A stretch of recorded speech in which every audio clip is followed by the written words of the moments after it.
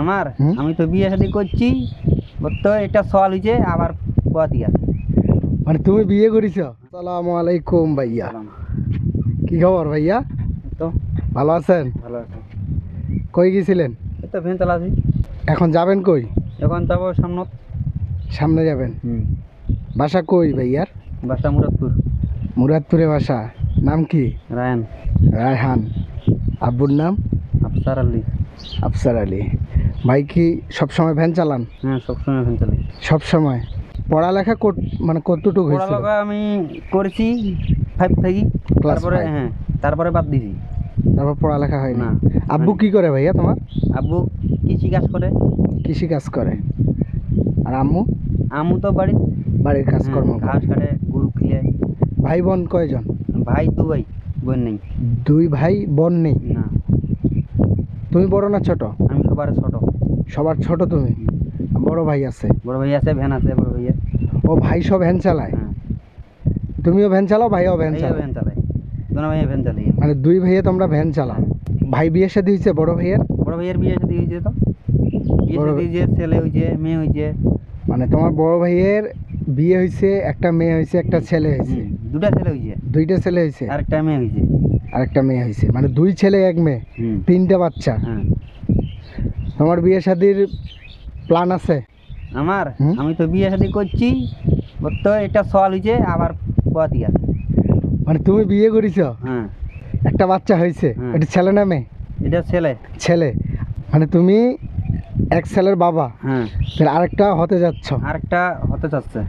বয়স কিরাম ভাই তোমার? বয়স হবে 40। তোমার বয়স কি রকম? বয়স হবে হালকা। মানে তোমার বয়স কত বছর হবে আনুমানিক?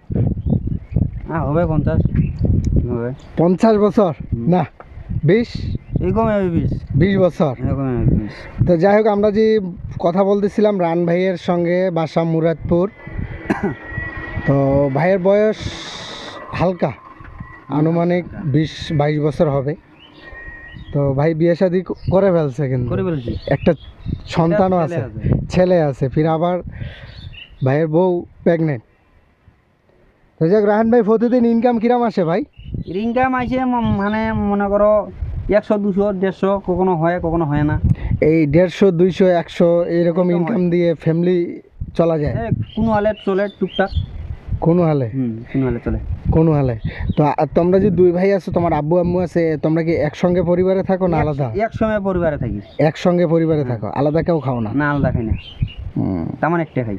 বিয়ে কোথায় করিছো ভাইয়া? বিয়া ফুলতলা। বিয়ে ফুলতলা করিছো? তো তোমার জীবনে কোনো দুঃখ কষ্টের কোনো গল্প আছে এরকম? দুঃখর? এই কি দুঃখের শুনবেন ভাই? আমি তো মনে করো ভ্যান চালাই খাই, কোনো দিনে কামাই হচ্ছে, কোনো দিনে হয় না। 10 টাকা হয় না, 20 টাকা হয় না, খঙ্কায় ঘুরি বেড়াছি, যেটে সেটে যাচ্ছি। আজকে কত টাকা হয়েছে? আজকে মাত্র 30 টাকা হয়েছে। 30 টাকা আজকে ইনকাম? হ্যাঁ। কয়টার সময় বাসা থেকে বাইরে হয়েছিল? সকাল 3টার সময় বেরিয়েছি বাড়ি থেকে।